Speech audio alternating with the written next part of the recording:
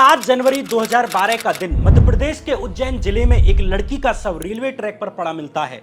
इस लड़की का नाम था नम्रता डामोर। मध्य प्रदेश पुलिस ने अपनी जांच में कहा कि नम्रता नाम की इस मेडिकल छात्रा ने घर वालों से रिश्ते खराब होने के बाद सुसाइड की है।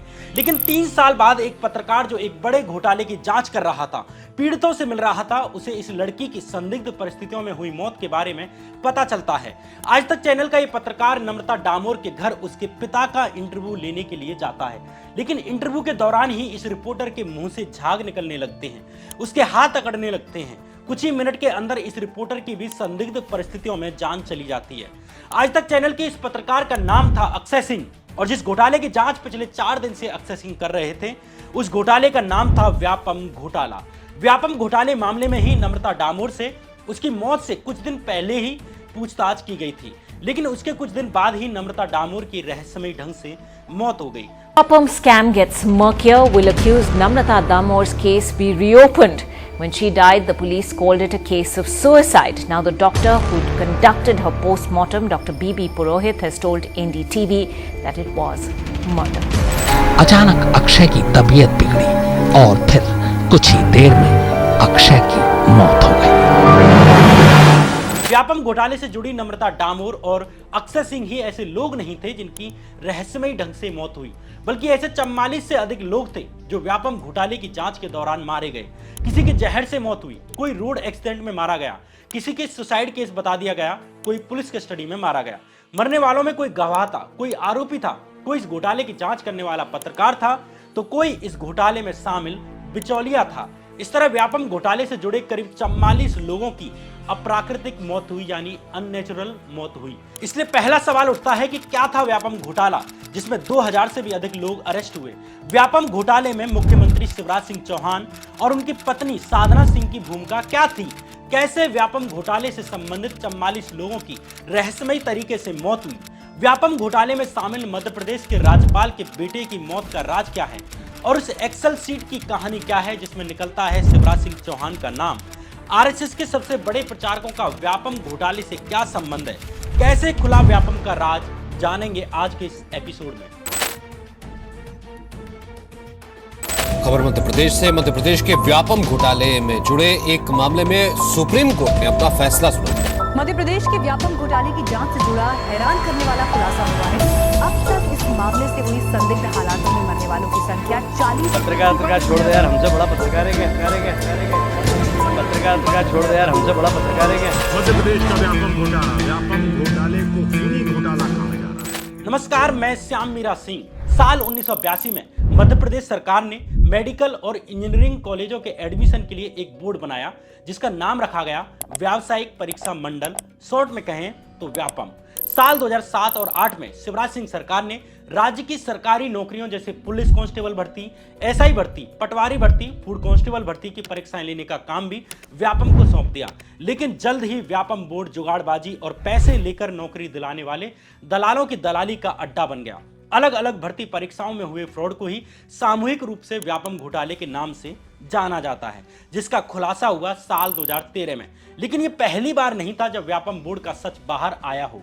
इससे पहले ही व्यापम बोर्ड में चल रही बड़े स्तर की गड़बड़ी का खुलासा पहली बार साल 2007 में हुआ, फिर साल 2009 में भी हुआ, साल 2012 में और भी बड़े स्तर पर व्यापम की पोल खुली। लेकिन व्यापम घोटाले में असली घोटालेबाजों के नाम बाहर आए साल 2013 में। 6 जुलाई 2013 के दिन इंदौर पुलिस की क्राइम ब्रांच को सुबह 6 बजे सूचना मिलती है कि आज 12 बजे और 3 बजे व्यापम द्वारा पीएमटी यानी प्री मेडिकल टेस्ट की परीक्षा आयोजित कराई जा रही है। इसमें शामिल होने के लिए यूपी से कुछ सॉल्वर यानी मुन्ना भाई आए हैं, यानी वे किसी और उम्मीदवार का पेपर देने आए हैं। कुछ ऐसे भी लोग आए हैं जो आए तो पेपर देने ही हैं, लेकिन वे अपने से बगल में बैठने वाले को नकल कराने के लिए पेपर देने आए हैं। व्यापम घोटाले के विसल ब्लोअर डॉक्टर आनंद रॉय से मिली इस सूचना पर इंदौर पुलिस ने अलग अलग होटलों से करीब 20 मुन्ना भाइयों को अरेस्ट कर लिया, जो किसी और का पेपर देने आए थे या किसी को नकल कराने के लिए आए थे। सबसे पहला सवाल उठा कि ये तो मोहरे थे, इन सबको इंदौर बुलाने वाला शख्स कौन था? इस आदमी का नाम था डॉक्टर जगदीश सागर। डॉक्टर जगदीश सागर इंदौर का ही रहने वाला था। 15 जुलाई 2013 के दिन इंदौर पुलिस ने डॉक्टर जगदीश सागर को भी अरेस्ट कर लिया। डॉक्टर जगदीश सागर के पास से ही पुलिस को ऐसे 317 कैंडिडेट्स की लिस्ट मिलती है जिनसे सौदेबाजी की गई थी। इससे ये पता चला कि मामला सिर्फ इंदौर जिले से ही नहीं जुड़ा हुआ, बल्कि मध्य प्रदेश के लगभग हर जिले में ही ऐसे सैकड़ों सॉल्वर्स बिठाए गए हैं। लेकिन असली सवाल ये था कि डॉक्टर जगदीश सागर तो बाहर का आदमी था, व्यापम बोर्ड के अंदर के आदमी कौन थे? क्योंकि रोल नंबर को बांटने का काम ऑटोमेटिक तरीके से किया जाता है। वैसे में नकल कराने वाले और नकल करने वाले दोनों कैंडिडेट्स का रोल नंबर एक साथ कैसे पड़ सकता है, वो भी सैकड़ों की संख्या में? इंदौर पुलिस को डॉक्टर जगदीश सागर से पूछताछ पर पता चला कि व्यापम बोर्ड के अंदर ये काम व्यापम के chief system analyst Nitin Mahindra और सिस्टम एनालिस्ट अजय सेन करते थे, और इसमें मदद करते थे व्यापम के एग्जाम कंट्रोलर पंकज त्रिवेदी और प्रोग्रामर सीके मिश्रा। जल्द ही इन सभी को पुलिस के द्वारा अरेस्ट कर लिया जाता है। अब व्यापम घोटाले की गूंज संसद तक में गूंजने लगी। जगह जगह व्यापम की गहन जांच के लिए मांग की जाने लगी। चौतरफा से आ रहे दबाव के बीच 26 अगस्त 2013 के दिन शिवराज सिंह चौहान ने व्यापम घोटाले की जांच के लिए एसटीएफ यानी स्पेशल टास्क फोर्स का गठन कर दिया। व्यापम घोटाले की जांच में पता चला कि सिर्फ पीएमटी एग्जाम ही नहीं, बल्कि व्यापम द्वारा किए जाने वाले अन्य सरकारी नौकरियों के एग्जाम्स में भी बड़े स्तर पर घपलेबाजी हुई है। व्यापम की जांच से पता चला कि साल 2008 से ही पीएमटी की परीक्षा में बड़े स्तर पर फ्रॉड चल रहा था। हिंदुस्तान टाइम्स की एक रिपोर्ट के अनुसार पीएमटी के एक कैंडिडेट से 15-15 लाख रुपए तक लिए गए और पीजी एग्जाम के कैंडिडेट से 50-50 लाख रुपए तक लिए गए। इसी तरह कॉन्ट्रैक्ट टीचर्स की एग्जाम से लेकर फूड इंस्पेक्टर, पुलिस कांस्टेबल और आयुर्वेदिक मेडिकल ऑफिसर्स की परीक्षाओं में भी ऐसे ही पैसे लेकर रोल नंबर सेट किए गए, ऐसे ही सॉल्वर्स बिठाए गए। बहुत से कैंडिडेट्स पूरा ओएमआर ही खाली छोड़ाते, यानी पूरा पेपर ही खाली छोड़ाते, फिर भी उन्हें हाईएस्ट मार्क्स आते थे, क्योंकि उन खाली ओएमआर को बाद में व्यापम के अधिकारियों के द्वारा भरा जाता था। इस तरह डिजर्विंग कैंडिडेट्स की जगह उन लोगों का सिलेक्शन हो जाता था जिन्होंने 15-15 लाख और 20-20 लाख रुपए दिए होते थे। इस तरह व्यापम घोटाले की जांच में करीब 2000 से अधिक लोग इस स्कैम की जांच के दौरान अरेस्ट हुए। इससे अंदाजा लगाया जा सकता है कि ये स्कैम कितना बड़ा था। लेकिन सबसे अधिक चौंकाने वाली बात यह रही कि जैसे जैसे ये स्कैम बाहर आने लगा, वैसे वैसे इस स्कैम से जुड़े लड़के लड़कियों की संदिग्ध तरीके से मौत होने लगी। खुद सरकार ने ऐसे 23 मौतों को स्वीकार किया। 26 जून 2015 के दिन खुद एसटीएफ यानी स्पेशल टास्क फोर्स ने व्यापम से जुड़े ऐसे 23 लोगों की लिस्ट सबमिट की जो संदिग्ध परिस्थितियों में मारे गए। ये लिस्ट एसटीएफ द्वारा जबलपुर हाईकोर्ट में जमा की गई। एसटीएफ की इस लिस्ट के अनुसार व्यापम घोटाले से जुड़े 10 लोग रोड एक्सीडेंट में मारे गए, 3 की मौत सुसाइड से हुई, वहीं 10 लोग बीमारियों से जैसे हार्ट अटैक और लीवर इन्फेक्शन। इन मौतों में अधिकारियों, आरोपियों और गवाहों के साथ साथ मध्य प्रदेश के राज्यपाल राम नरेश यादव के बेटे शैलेश यादव का नाम भी शामिल था। व्यापम घोटाले की जांच कर रही एसटीएफ की टीम ने राज्यपाल के बेटे शैलेश यादव को भी एक नोटिस भेजा था। शैलेश यादव पर भी व्यापम घोटाले में शामिल होने के आरोप थे। एसटीएफ के मुताबिक शैलेश ने कुछ कैंडिडेट्स को पास कराने के लिए पैसे बिचौलियों से लिए थे। हालांकि परिवार ने शैलेश की मौत को प्राकृतिक माना और किसी भी प्रकार की जांच कराने की मांग से इनकार कर दिया। लेकिन कमाल की बात यह है कि जिस दिन एसटीएफ ने जबलपुर हाईकोर्ट में ये लिस्ट जमा की, उसके एक हफ्ते के अंदर ही व्यापम घोटाले से जुड़े 3 और आरोपियों की संदिग्ध परिस्थितियों में मौत हो गई। टाइम्स ऑफ इंडिया अखबार की 28 मई 2015 की एक रिपोर्ट के अनुसार हाईकोर्ट के द्वारा व्यापम मामले की जांच पर नजर रखने के लिए नियुक्त की गई एसआईटी यानी स्पेशल इन्वेस्टिगेशन टीम ने भी खुलासा किया है कि साल 2012 से जब से व्यापम मामले में जांच शुरू हुई है, तब से लेकर अब तक यानी 2015 तक 25 से 30 के बीच की उम्र के करीब 32 लोगों की संदिग्ध परिस्थितियों में मौत हुई है। ये सरकारी आंकड़े हैं, गैर सरकारी आंकड़े इससे भी आगे जाते हैं। टाइम्स ऑफ इंडिया अखबार के अनुसार व्यापम मामले से जुड़ी मौतों का आंकड़ा 44 पर पहुंच गया। वहीं द वायर की एक रिपोर्ट के अनुसार व्यापम मामले के करीब 200 आरोपियों ने पुलिस सुरक्षा की मांग करते हुए याचिकाएं दायर की कि उनकी जान को खतरा है, लेकिन एमपी सरकार इन मौतों को नेचुरल डेथ कहकर दबाती रही। वहीं मध्य प्रदेश के गृह मंत्री ने तो ये तक कहा कि जिसने जन्म लिया है उसे एक दिन मरना ही है। दूसरी तरफ सीएम शिवराज सिंह चौहान ने कहा कि ये कोई घोटाला नहीं है, बल्कि कांग्रेस का झूठा प्रोपेगेंडा है। लेकिन व्यापम घोटाले के आरोपियों से पूछताछ में व्यापम मामले की परतें बाहर आती चली गई। खुद शिवराज सिंह चौहान के शिक्षा मंत्री लक्ष्मीकांत शर्मा का नाम व्यापम घोटाले में आ गया। 16 जून 2014 के दिन मध्य प्रदेश के शिक्षा मंत्री लक्ष्मीकांत शर्मा को भी अरेस्ट कर लिया गया। व्यापम की जांच कर रही एसटीएफ ने आरोप लगाया कि मंत्री लक्ष्मीकांत शर्मा व्यापम बोर्ड के अंदर होने वाली शिक्षक भर्ती परीक्षाओं में हुई घपलेबाजी में शामिल रहे हैं। लक्ष्मीकांत शर्मा पर आरोप लगा कि उन्होंने अपने करीबी पंकज त्रिवेदी को बिना उसकी योग्यता को देखे ही व्यापम बोर्ड के एग्जाम कंट्रोलर जैसे बड़े पद पर सीधे पदोन्नत कर दिया ताकि मिल बांट कर पैसा लूटा जा सके। अपनी गिरफ्तारी से कुछ दिन पहले ही मंत्री लक्ष्मीकांत शर्मा ने टाइम्स ऑफ इंडिया अखबार को इंटरव्यू दिया था। इस इंटरव्यू में लक्ष्मीकांत शर्मा ने व्यापम घोटाले के आरोपी और व्यापम के एग्जाम कंट्रोलर पंकज त्रिवेदी की नियुक्ति के सवाल पर जवाब देते हुए कहा कि मेरे ऊपर भी तो लोग हैं, उनकी यानी पंकज त्रिवेदी की अनुशंसा कहीं और से आई थी। टाइम्स ऑफ इंडिया अखबार के इस इंटरव्यू में शिक्षा मंत्री लक्ष्मीकांत शर्मा ने कहा, मुझे टारगेट किया जा रहा है, जबकि असली अपराधी तो छुए भी नहीं गए।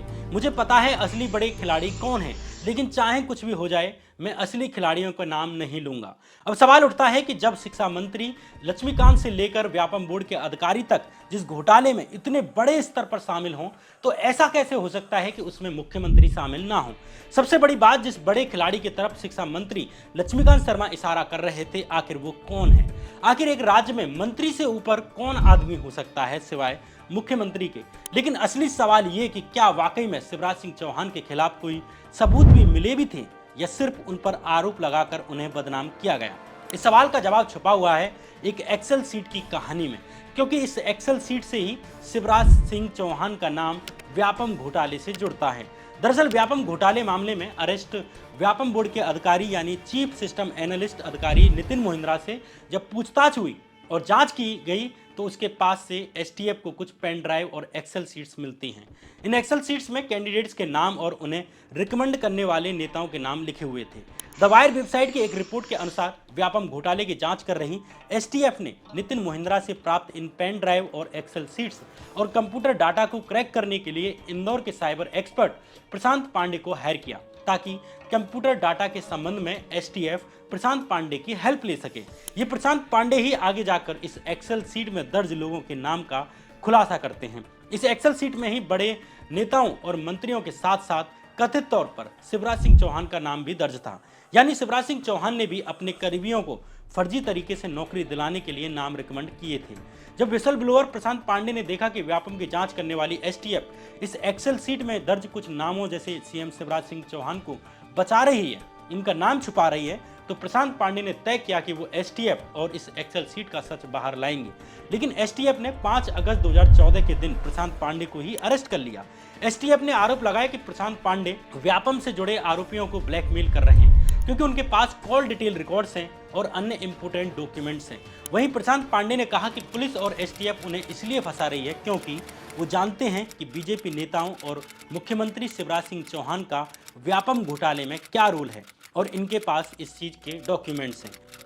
जब प्रशांत पांडे को अलग अलग तरीके से धमकियां मिलने लगीं, तो अपनी जान बचाने के लिए एक तरह से राजनीतिक शरण लेने के लिए कांग्रेस नेता दिग्विजय सिंह के पास पहुंचते हैं। प्रशांत पांडे ने मीडिया के सामने खुलासा किया कि व्यापम घोटाले की जांच करने वाली एसटीएफ ने व्यापम अधिकारी नितिन मोहिंद्रा से मिली माइक्रोसॉफ्ट एक्सेल सीट्स को टेम्पर किया है, यानी छेड़छाड़ की है। ओरिजिनल फाइल में हाई प्रोफाइल लोगों के नाम लिखे हुए थे, जिन्होंने इलीगल तरीके से सिलेक्शन करने के लिए अलग अलग कैंडिडेट्स के नाम रिकमेंड किए हुए हैं। प्रशांत पांडे ने दावा किया कि ओरिजिनल वाली फाइल में बड़े भाजपा नेताओं के साथ साथ शिवराज सिंह चौहान का नाम भी है, लेकिन व्यापम घोटाले की जांच करने वाली एसटीएफ ने ओरिजिनल फाइल से सीएम शिवराज सिंह चौहान का नाम हटा दिया है। प्रशांत पांडे से मिली जानकारी और डॉक्यूमेंट्स के आधार पर कांग्रेस नेता दिग्विजय सिंह और अन्य नेताओं ने एक प्रेस कॉन्फ्रेंस की और आरोप लगाया कि ओरिजिनल एक्सेल सीट से मुख्यमंत्री शिवराज सिंह चौहान का नाम हटाकर उन्हें बचाया जा रहा है। इसके बाद कांग्रेस नेता दिग्विजय सिंह एसआईटी के पास अपना एफिडेविट जमा कराने के लिए पहुंचते हैं। दरअसल इस एसआईटी यानी स्पेशल इन्वेस्टिगेशन टीम का गठन मध्य प्रदेश हाई कोर्ट के द्वारा किया गया था। इसका काम व्यापम घोटाले की जांच कर रही एसटीएफ के काम पर नजर रखना था। अपने शपथ पत्र के साथ दिग्विजय सिंह ने एक नई एक्सेल सीट जारी करते हुए दावा किया कि व्यापम के प्रिंसिपल सिस्टम एनालिस्ट अधिकारी नितिन मोहिंद्रा से जब्त की गई ओरिजिनल एक्सेल सीट में 48 जगहों पर मुख्यमंत्री शिवराज सिंह चौहान का नाम था, जिसे हटाकर उस जगह पर इंग्लिश में मिनिस्टर लिख दिया गया और उमा भारती लिख दिया गया। इस प्रेस कॉन्फ्रेंस में दावा किया गया कि ओरिजिनल एक्सेल सीट में 131 नाम थे, जिनमें कैंडिडेट का नाम, रोल नंबर और उन्हें रिकमेंड करने वाले नेताओं के नाम यानी मंत्रियों के नाम लिखे हुए थे। कांग्रेस नेता दिग्विजय सिंह ने प्रेस कॉन्फ्रेंस में दावा किया कि इन रिकमेंड करने वाले नेताओं के नामों में 48 जगह पर मुख्यमंत्री का नाम लिखा हुआ था, लेकिन इन 48 जगहों से शिवराज सिंह का नाम हटाकर 21 जगहों पर सिर्फ मिनिस्टर लिख दिया गया और वहीं 7 जगहों पर उमा भारती, एक जगह पर राजभवन और एक जगह पर एमएस लिखा गया। वहीं 18 जगहों पर मुख्यमंत्री का नाम हटाकर सिर्फ खाली छोड़ दिया गया यानी ब्लैंक छोड़ दिया गया। इस प्रेस कॉन्फ्रेंस में कांग्रेस ने दावा किया कि पहले ओरिजिनल एक्सेल सीट में उमा भारती का नाम 10 जगहों पर था, लेकिन टेम्पर्ड एक्सेल सीट में 7 जगहों से शिवराज सिंह चौहान का नाम हटाकर उमा भारती का नाम लिख दिया गया। इस तरह उमा भारती का नाम नई एक्सेल सीट में 17 बार हो गया। इसी तरह ओरिजिनल एक्सेल सीट में कई एंट्री मिनिस्टर 2, मिनिस्टर 3, मिनिस्टर 4 के नाम से थी, लेकिन इन्हें हटाकर केवल मिनिस्टर कर दिया गया ताकि पहचान में न आए। कांग्रेस ने यह दावा विसल ब्लोअर से प्राप्त कथित ओरिजिनल एक्सेल सीट के आधार पर किया। प्रेस कॉन्फ्रेंस में कांग्रेस ने दावा किया कि व्यापम घोटाले की जांच करने वाली एसटीएफ ने जो एक्सेल सीट कोर्ट में जमा की है वो टेम्पर्ड है, यानी एडिटेड है, उससे छेड़छाड़ की गई है। वहीं विसल ब्लोअर प्रशांत पांडे से प्राप्त नई एक्सेल सीट जारी करते हुए दिग्विजय सिंह ने दावा किया कि असली एक्सेल सीट ये है। दिग्विजय सिंह ने हाईकोर्ट द्वारा गठित एसआईटी के सामने एफिडेविट देकर कहा कि व्यापम की चार्जशीट इस एक एक्सेल सीट पर आधारित है जो नितिन मोहिंद्रा से जब्त की गई थी। इसी एक्सेल सीट के आधार पर लक्ष्मीकांत शर्मा जेल में 1 साल से बंद है, लेकिन शिवराज सिंह चौहान पर कोई कार्रवाई नहीं की गई। दूसरी तरफ शिवराज सिंह चौहान ने इस प्रेस कॉन्फ्रेंस में किए गए दावों को नकारते हुए कहा कि कांग्रेस के पास कोई राजनीतिक जमीन नहीं बची है, इसलिए वो बेबुनियाद और फर्जी आरोप लगा रहे हैं। लेकिन अब आपके मन में सवाल आ रहा होगा कि बाकी सब तो ठीक है, लेकिन उमा भारती का नाम क्यों लिखवाया गया जबकि वो तो भाजपा नेता हैं? इसका संभावित जवाब यह है कि जब साल 2003 में पहली बार भाजपा मध्य प्रदेश में सरकार बनाकर आती है तो सबसे पहले उमा भारती ही भाजपा की तरफ से प्रदेश की मुख्यमंत्री बनी थी। लेकिन उमा भारती केवल 259 दिन ही एमपी की सीएम बनी रह सकी। उनके बाद भाजपा के ही नेता बाबूलाल गौर मध्य प्रदेश के मुख्यमंत्री बनाए गए। बाबूलाल गौर भी मात्र 1 साल 98 दिन ही सीएम बने रह सके। उमा भारती और बाबूलाल गौर के बाद 29 नवंबर 2005 के दिन शिवराज सिंह चौहान मध्य प्रदेश के सीएम बन गए। ऐसा माना जाता है कि शिवराज सिंह चौहान के कारण ही उमा भारती मध्य प्रदेश की राजनीति से गायब रहीं। इसलिए शिवराज सिंह चौहान और उमा भारती के बीच एक अलग इक्वेशन है। यही कारण है कि जब व्यापम घोटाला खुला तो एकमात्र उमा भारती ही ऐसी बड़ी भाजपा नेता थी जिन्होंने सीबीआई जांच की मांग की थी। बाकी पूरी भाजपा पार्टी शिवराज सिंह चौहान को बचाने में लगी रही। विसल ब्लोअर प्रशांत पांडे के एसटीएफ पर लगाए गए आरोपों के बाद एसआईटी ने, जो हाईकोर्ट द्वारा एसटीएफ की जांच की निगरानी के लिए गठित की गई थी, उस एसआईटी ने नितिन मोहिंद्रा से एसटीएफ द्वारा जब्त की गई ओरिजिनल हार्ड डिस्क को गुजरात के गांधीनगर में स्थित गवर्नमेंट फॉरेंसिक लेबोरेटरी में जांच के लिए भेजा। लेकिन चौंकाने वाली बात यह रही कि गवर्नमेंट फॉरेंसिक लेबोरेटरी ने कहा कि यह हार्ड डिस्क टेम्पर नहीं की गई है। लेकिन प्रशांत पांडे अपने दावे पर खड़े रहे और उन्होंने कहा कि जो एक्सेल सीट उन्होंने दी है वही ओरिजिनल है और ट्रुथ लैब नाम की प्रतिष्ठित प्राइवेट फॉरेंसिक लैब ने भी इसको सही पाया है कि ये ऑथेंटिक है। दूसरी तरफ कांग्रेस ने विसल ब्लोअरों से मिले डॉक्यूमेंट्स के आधार पर आरोप लगाया कि व्यापम घोटाले में सिर्फ शिवराज सिंह चौहान का ही नाम नहीं है बल्कि उनकी पत्नी और पूर्व सांसद रही साधना सिंह भी शामिल हैं। मध्य प्रदेश कांग्रेस के प्रवक्ता के मिश्रा ने सीएम की पत्नी साधना सिंह पर आरोप लगाते हुए कहा कि साल 2012 में हुए ट्रांसपोर्ट कांस्टेबल रिक्रूटमेंट टेस्ट में 17 कैंडिडेट्स अकेले महाराष्ट्र के गोंडिया जिले से थे, जो कि साधना सिंह का गृह जिला है, और इन 17 लोगों ने फर्जी तरीके से नौकरी पाई है। इस टेस्ट में व्यापम ने 332 लोगों को नौकरी दी, जबकि ओरिजिनली नौकरी मात्र 198 लोगों के लिए निकाली गई थी। लास्ट में जब जांच हुई तो 39 लोगों पर मुकदमा हुआ। इनमें से 17 लोग सीएम शिवराज सिंह की पत्नी यानी साधना सिंह के गृह जिले गोंडिया से थे। इस स्पष्ट संकेत के बाद भी साधना सिंह से पूछताछ तक नहीं की गई। राज्य सरकार ने साधना सिंह की जांच करने के बजाय उल्टा के मिश्रा पर ही मानहानि का केस ठोक दिया। वहीं फरवरी 2015 में कांग्रेस की ही तरफ से दिग्विजय सिंह ने आरोप लगाया कि शिवराज सिंह चौहान की पत्नी साधना सिंह ने 2 लड़कियों का नाम संविदा शिक्षक भर्ती में फर्जी तरीके से नौकरी दिलाने के लिए रिकमेंड किया था। सबूत के तौर पर कुछ मैसेज पब्लिक करते हुए दिग्विजय सिंह ने कहा कि साल 2012 में हुई कॉन्ट्रैक्ट टीचर्स की परीक्षा में प्रेमलता पांडे और संध्या पांडे का नाम शिवराज सिंह चौहान की पत्नी साधना सिंह ने रिकमेंड किया था। ये परीक्षा भी व्यापम बोर्ड के द्वारा ही ली गई थी, लेकिन साल 2012 में कॉन्ट्रैक्ट टीचर भर्ती में हुए फर्जीवाड़े का खुलासा होने के बाद प्रेमलता पांडे और संध्या सिंह की उम्मीदवारी रद्द कर दी गई थी। दिग्विजय सिंह के अनुसार 9 मई 2012 के दिन राकेश पांडे नाम के आदमी ने अपनी बहन संध्या पांडे और अपनी भाभी प्रेमलता पांडे का नाम सीएम की पत्नी साधना सिंह के फोन नंबर पर फॉरवर्ड किया था। इसके बाद साधना सिंह ने माइनिंग व्यापारी सुधीर शर्मा को ये मैसेज फॉरवर्ड किए।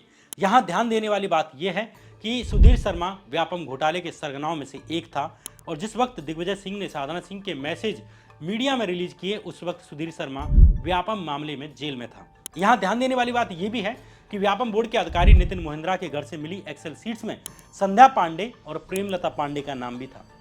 लेकिन इंटरेस्टिंग बात यह है कि इन्हें किसने रिकमेंड किया था, उसका नाम आगे ब्लैंक था। यानी एसटीएफ वाली एक्सेल सीट में ये पता नहीं चलता कि प्रेमलता पांडे और संध्या पांडे का नाम किसने रिकमेंड किया था।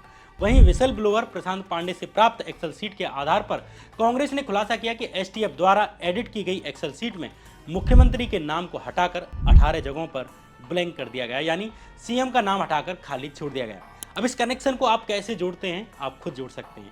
इसे लेकर मेरी टिप्पणी का कोई मतलब नहीं है, लेकिन कहानी में ट्विस्ट सिर्फ इतना ही नहीं है। कहानी में ट्विस्ट यह है कि जिस तरह से व्यापम से जुड़े 44 लोगों की मौत अप्राकृतिक ढंग से हुई, उसी तरह 30-32 साल की प्रेमलता की भी साल 2013 में ही मौत हो गई। लेकिन यहाँ एक और इंटरेस्टिंग कहानी निकलती है। इस स्टोरी का लिंक आरएसएस के प्रचारकों से लेकर आरएसएस के हेड यानी सरसंघचालक तक जाता है। इस स्टोरी में ट्विस्ट है माइनिंग व्यापारी सुधीर शर्मा। सीएम शिवराज की पत्नी साधना सिंह पर आरोप लगा कि उन्होंने प्रेमलता पांडे और संध्या पांडे का नाम इसी सुधीर शर्मा को फॉरवर्ड किया था। सवाल यह है कि ये सुधीर शर्मा कौन है और इसका भाजपा के मंत्रियों और आरएसएस के प्रचारकों से क्या संबंध था। सुधीर शर्मा और आरएसएस और भाजपा नेताओं के लिंक पर द वायर वेबसाइट पर पत्रकार राकेश दीक्षित ने एक बड़ी रिपोर्ट लिखी है। व्यापम घोटाले में जेल गया सुधीर शर्मा दरअसल मध्य प्रदेश का एक बड़ा माइनिंग व्यापारी है।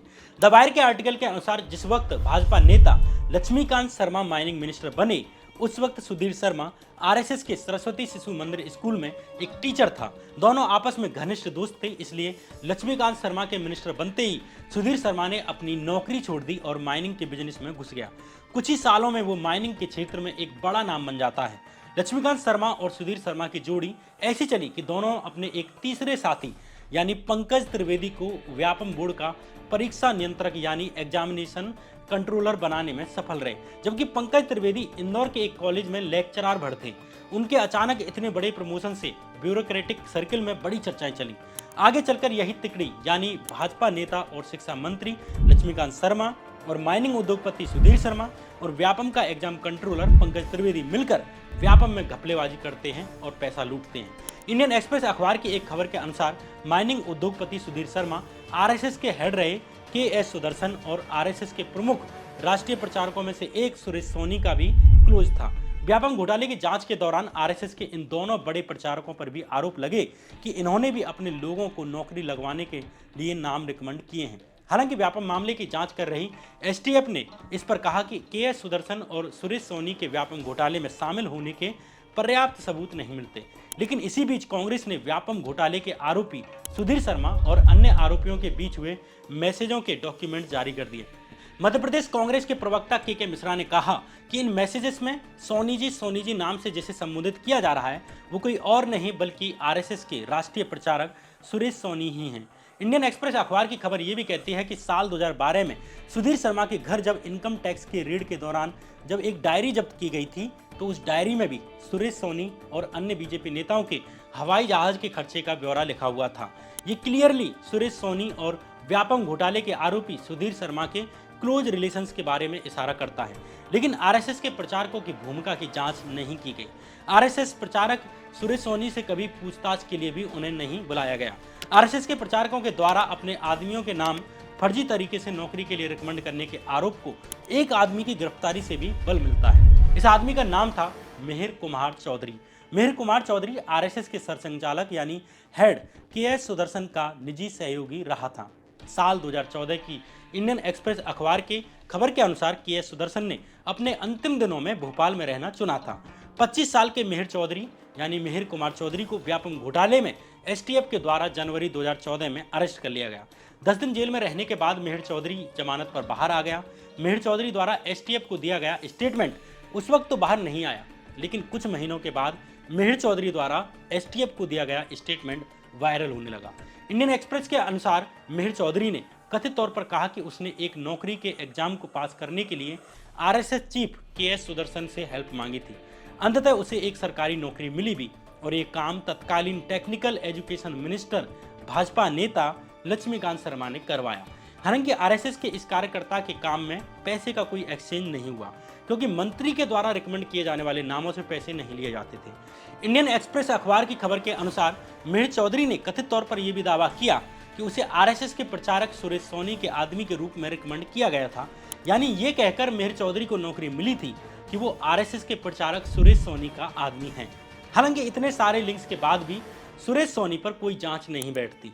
व्यापम की जांच में पता चलता है कि व्यापम का परीक्षा निरीक्षक पंकज त्रिवेदी ही वो आदमी था जिसने व्यापम के अंदर के प्रमुख अधिकारियों को सेट किया था, जैसे chief system analyst Nitin Mahindra, assistant programmer CK Mishra, Ajay Sen और संतोष गुप्ता आदि।